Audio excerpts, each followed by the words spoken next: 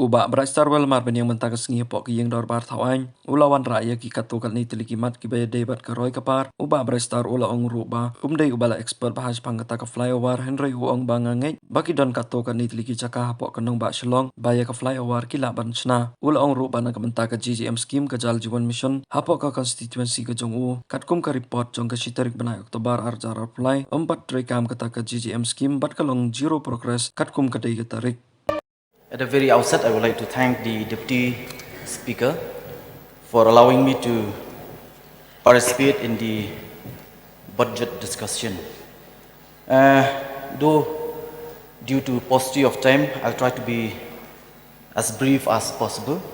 Though there are many issues that we would like to take up and discuss with regard to the budget presented by the Honorable Chief Minister, I would like to point out some of the issues that I would like to highlight. First and foremost, with regard to the health department, I will request the government of the day to kindly look into the improvement of infrastructure and at the same time manpower. Because when you look at in my constituency, we have one of the oldest state dispensary in the state, but unfortunately till date, this state dispensary is being run from a rented house. And I do hope that the government will take the matter seriously, and in a few years, I hope that we'll have a permanent state dispensary within Maulai. And I would also like the health department to upgrade infrastructure, especially by having CT scan as well as X-ray machines in CHC and PHC within my constituency. Coming to social welfare, recently it was in the news in one of the children home being run by the government at Tura, where children who are staying in these children home, they have not been provided with the basic necessity like food. And at the same time, recently, there was one suicide case at one shelter home at Mao Diang Diang. So I would like the department concerned to look into this concern. And then coming to PWD department, going by the budget presentation, I have not seen that the government is have any intention to come up with flyovers within Shillong. I don't know, I'm not an expert in this matter, but I do feel that there are certain locations within the city where flyovers can be built. And I do request the department concerned to look into this matter. And at the same time, to construct foot over bridges in many locations within the city. And then I would also like to highlight some of the important points as far as the PHE department is concerned. Like for example, we have the Greater Shillong Water Supply Scheme. In fact, the Honorable Chief Minister, during his presentation, he had informed the House that the government is intended to come up with a new scheme as far as the water supply scheme is concerned, especially with New Shillong, where he has earmarked more than 1,000 crores. But I would like to reflect upon the Greater Shillong Water Supply Scheme, Phase 3, which the government had launched since 2008. It has took almost 16 years for the government, and till date, we are yet to see the completion of this scheme. So therefore, this is very important, and especially in my constituency, Maulai, where there is water scarcity. And I do hope that if this scheme is being taken seriously and try to complete as early as possible, it will be a relief to all the residents of Shillong.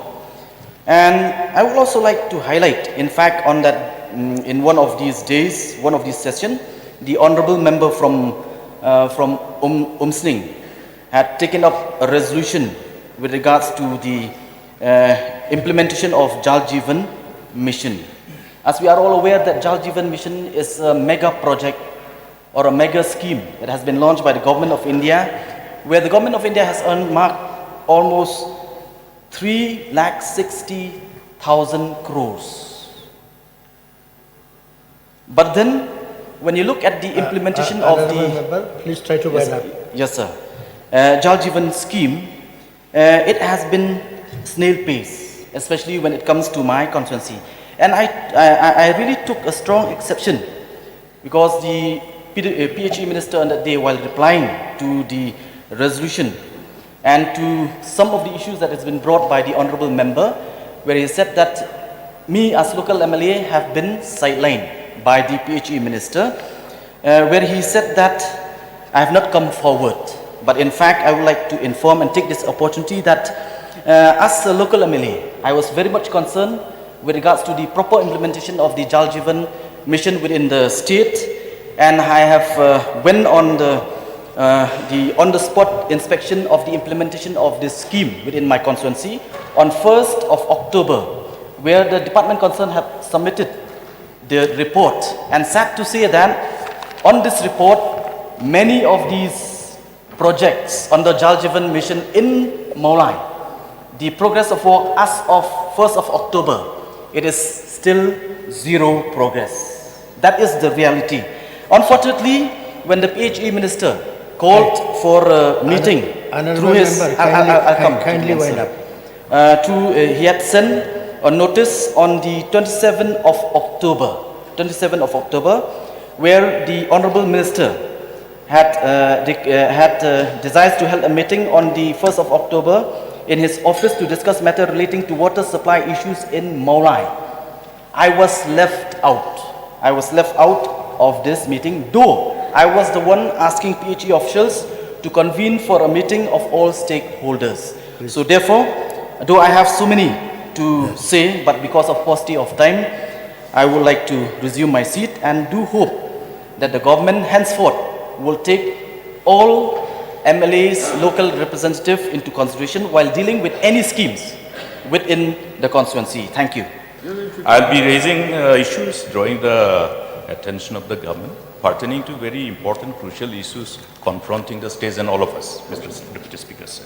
Let me take this privilege, and I would like to profusely thank you in the first instance for indicating a reasonable period of time which is considered. I will utilize the time effectively, Mr. Speaker, sir. Now, when we look at the budget, usually in the preceding years, we always talk about imposition of new taxes, levy of new taxes. Of course, with the whole adoption of GST, we don't have that. But we need to remind ourselves as to what is happening across the country. How the GST, councils are actually deciding on number of taxes which are being imposed and which are not being brought to the notice of this House. Mr. Deputy Speaker, sir, today I think people are trying to utilize whatever resources, scarce resources they have. The whole concept of roti, kapra or makan governs the decision of every household. So people who are capable of sparing certain amount of money, they have at least looked out for affordable housing. We are grateful to Government of India that PMAY has, on the basis of the request of the state governments, we have done away with the BPL list. All the households are eligible. But there's a point. One is the cereals. The serial number of beneficiaries should not be jumped. That is illegal. That is favoritism. That is what is happening as per whatever inputs we receive. Another thing is that the quantum of taxes on the cement, 28%.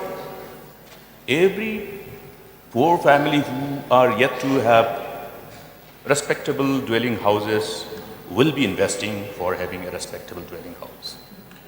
Are we prioritizing the items when we decide upon the taxes? So I would like to, through you, Mr. Deputy Speaker, sir, because today with the involvement of the Union Ministry of Finance and all the states, we decide upon the GST. There's a robust mechanism, but we must put our points very clear as to where the tax should be reasonably increased or reasonably decreased. So this is one point I would like to bring to the notice. I can see that government is indicating, okay, the total receipt is such a huge amount of revenue receipts, capital receipts, but these resources are coming from the taxes that we are paying. And taxes are increasing every day on a regular basis without us being able to actually know. Therefore, the price rise, when there is a price rise, the GST is calculated on percentage basis. So if something which we are buying at 1,000 becomes 2,000, that means we are paying double the tax. So therefore, these revenue receipts are bound to increase. This is coming from my pocket, the pocket of the common man, from everybody, from the poor family.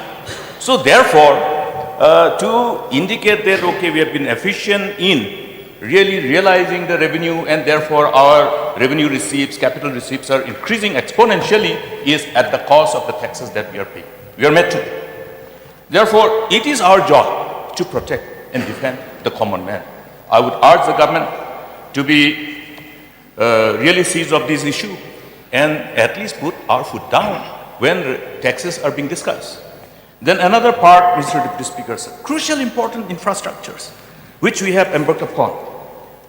And one of the projects which was, for which the foundation stone was laid by the Honorable Prime Minister himself, the sports stadium in Ampati.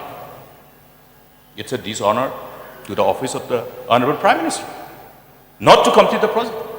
22 acres of land has been provided for this program. The scheme funded by Government of India. What is the problem? Why is this problem? Have the government not realized the importance of respecting the office of the PM? Therefore, sir, I would like to draw the attention of the government to look at all those pending programs, medical colleges, engineering colleges, professional colleges, where we embarked upon this Science and Commerce College under the RUSA program, all funded by Government of India.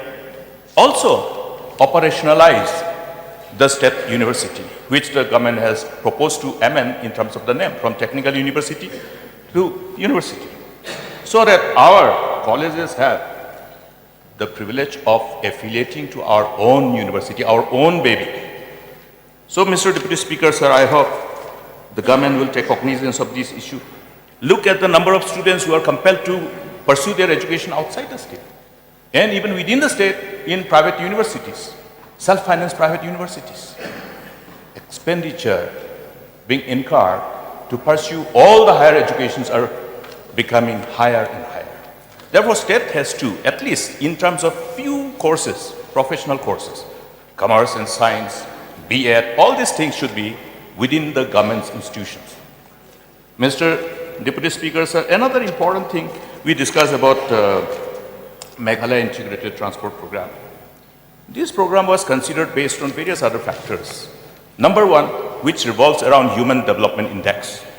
We have huge challenge pertaining to Human Development Index, even as a nation.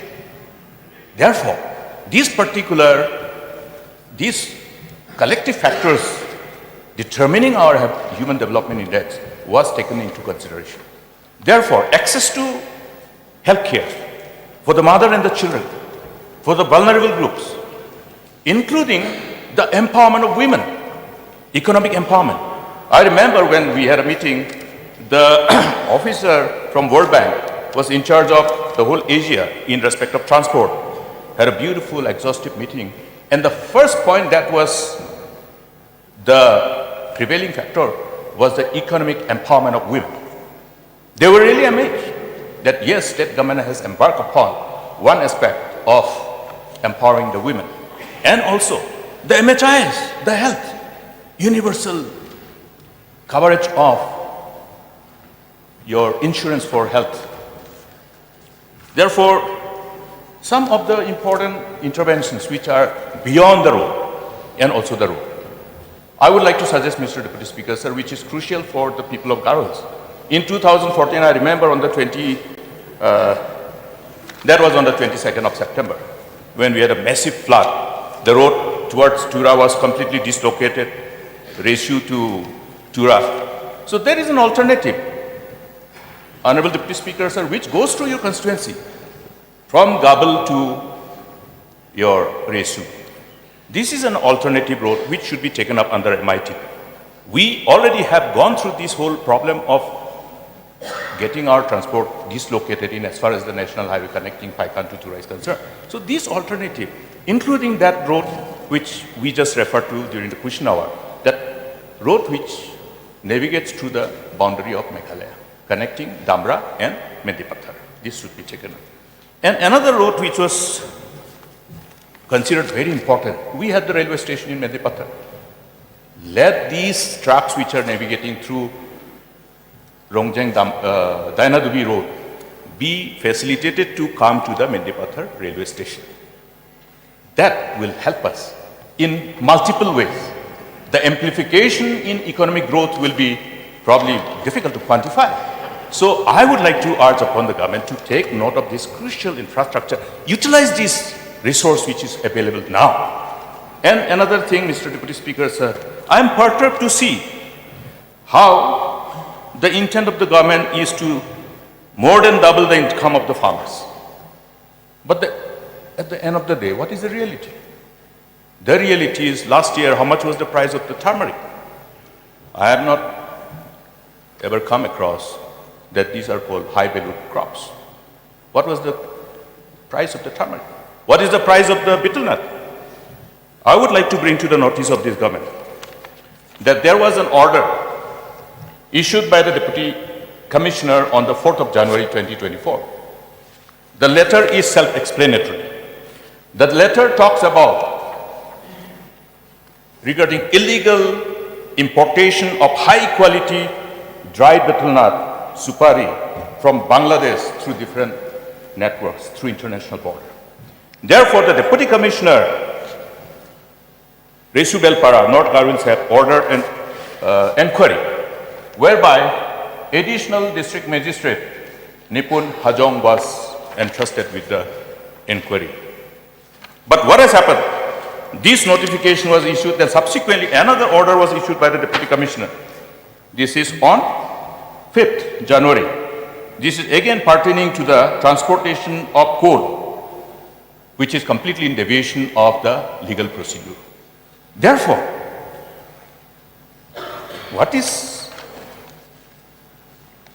what I want to put on record is that I want to put on record my deep appreciation on the district administration. But what has happened? The government was very efficient and smooth in protecting whomever they are protecting. Next day, the transfer order has come out. The transfer order dated 5th January 2024, number personal 36/2011/private 6, part 6 rather, /part 6/76, where the concerned Deputy Commissioner has been transferred. Now, I would like to know from the government whether after the transfer of the DC, that order for inquiry is still on, or somebody has undone it. Because the order of the Deputy Commissioner should stand. Because continuity of governance is inconsistent with the procedure of governance. Therefore, I would like to know about the status of this. And please, let us be also honest to our farmers. What is happening to our farmers? I also have lots of plantation. I'm myself farmer as well. Today, buyers are not coming to buy our areca nut. What will we do? Shall we bring these areca nut sacks and bring it to the secretariat? If the government doesn't rectify it, we will bring all the areca nut bags to the secretariat. Today, whose job it is to protect the interests of our farmers, who have voted for us, who have given the mandate? Are we cheating our own people? Whose benefit it is? This is Too much, Mr. Deputy Speaker, sir. Therefore, I would like to urge upon each one of us, let us resolve and assume upon our the responsibility upon our own respective shoulders to really do justice to the people. Otherwise, this is complete discrimination, exploitation, and injustice. Justice must prevail. Mr. Deputy Speaker, sir, further, I received one distressing representation from the HYC, which revolves around one incident on the 24th of this month, where the NGOs have tried to bring to the notice of the police, Peninsula, about the illegal transportation of buffaloes. And what has happened was quite astonishing. Instead of police acting on the proposed complaint, they were manhandled. I want an inquiry on this. How is it the citizens who are approaching and bringing, the messengers are being fired? Therefore, Mr. Deputy Speaker, something which is seriously wrong is happening. Therefore, this speech, so beautifully crafted, Mr. Deputy Speaker, sir, what we mean must be spoken. Because we remember politicians saying, yes, I say, but I didn't mean what I say. Let us not be. Because it is our job to protect the interests of the state. The state's interests, the jobs, the price rise, vacancies, government schools vacancies have arose because of retirement. And when I asked, did the government has the government attempted to fill up these posts? Because teachers' posts cannot be kept vacant. Yes, sir. But on a fixed pay. It's quite surprising, Mr. Deputy Speaker, sir. For a permanent post which has become vacant due to retirement, the government is resorting into appointment of the teachers on a fixed pay basis. That means the government doesn't want to provide the privilege to our youth to really have access to a regular permanent post. Is it not discrimination? Is it not an injustice? Honorable Member, may I request you to wind up?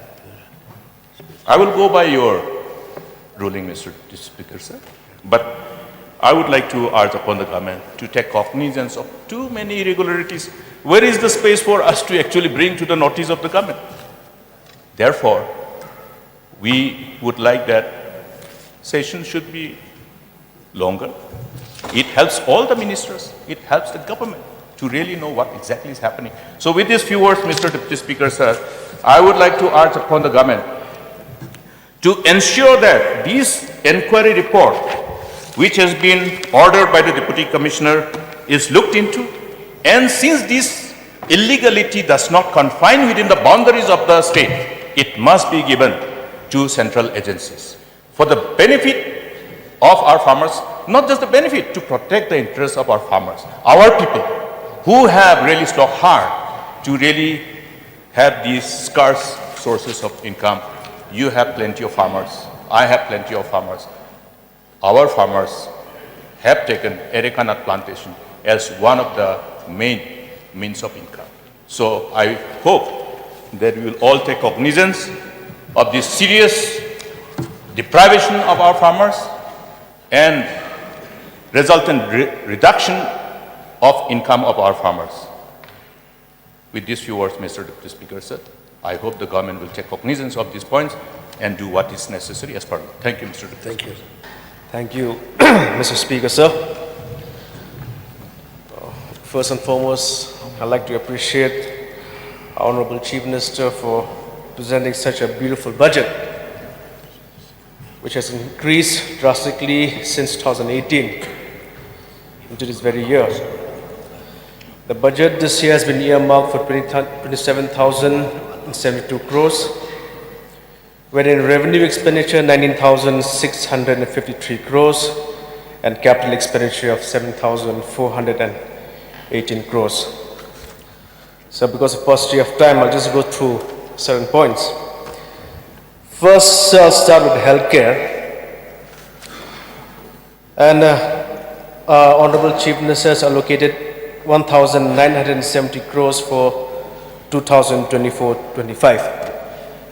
And a priority has been given to the district civil hospitals as well as CHCs and PHCs in our state. So, but there is just a few situations wherein I'd like to highlight the needs and requirements of the healthcare. It's interesting that our civil hospitals have been prioritized, primarily speaking because in the last couple of years, or maybe I should say in the last year, we have many people visiting us, coming and asking for a certain aid. When I ask them why, they will say that it's faster in the private hospitals. For instance, like a simple CT scan, a simple X-ray, is much faster in the private hospitals.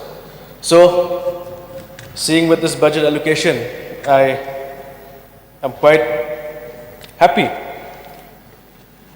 That being in the urban area. Now looking back in the rural areas, there's a need to improve. And I should state that even my constituency, in the last 2 years, I have raised certain areas which needs a concern. For instance, I'll say that the Ayurvedic Center at Saikarap, which was constructed for many years, and we are still awaiting sanction till this very day. And I have met our Honorable Minister to discuss about this issue, and she has given assurance, and I'm hopeful that this year we will see the light of day where we'll inaugurate and sanction be accorded in that very Ayush Center. So, and one more thing, in Majai, or I should say Bolaganj, where they asked for upgradation of sub-center into PHC, first thing they said was, we need land. Land was given, and till this very date, sir, it is still pending. And I think our government of the day will look into these matters because these are areas of concern which needs immediate intervention.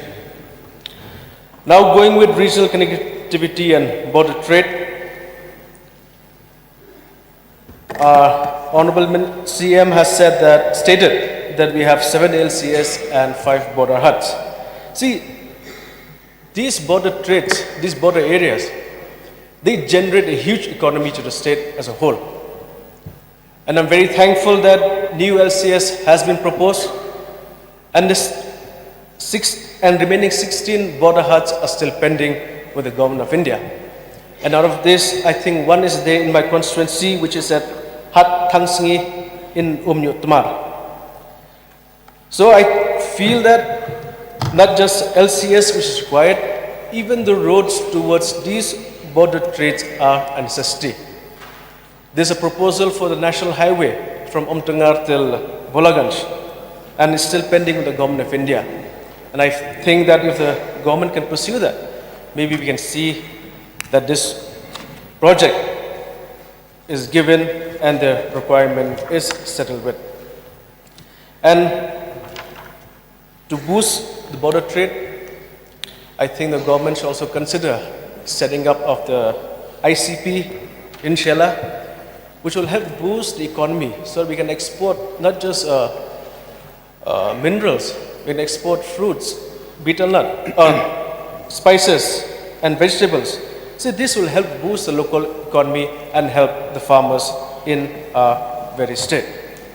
So, and one more thing with regards to the farmers' income, I'm very appreciative that our state government this year is promoting the orange waxing unit at Jirang.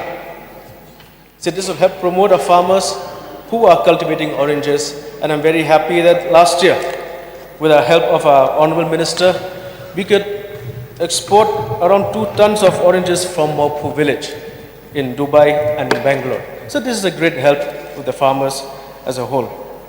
So tourism sector, this year I saw that 150 crores has been earmarked for tourism sector, especially the Meghalayan Age Experiential Center at Momlo. At the same time, I'm seeing that the government is branching out. Please wind up, please. So just The one time more is minute, sir. Just 1 more minute. Because it's already 1 o'clock. There's 8 more speakers. One more coming minute, up, sir. so I can- So I'm happy that Already 1 o'clock. the government is branching out in different areas. And one last thing, sir, with the border area development program. So last year, a couple of years we used to get, and I think so in a couple of weeks ago, certain MLAs has met a chief minister in order to provide some sanction, especially in the border areas of our state. Because before we used to get these schemes, and last 2 years, this scheme has stopped, and hopefully, with the help of the government, we can get these schemes which are able to help the people residing in the border areas. So because of paucity of time, I'll wind up my speech. Thank you very much, sir.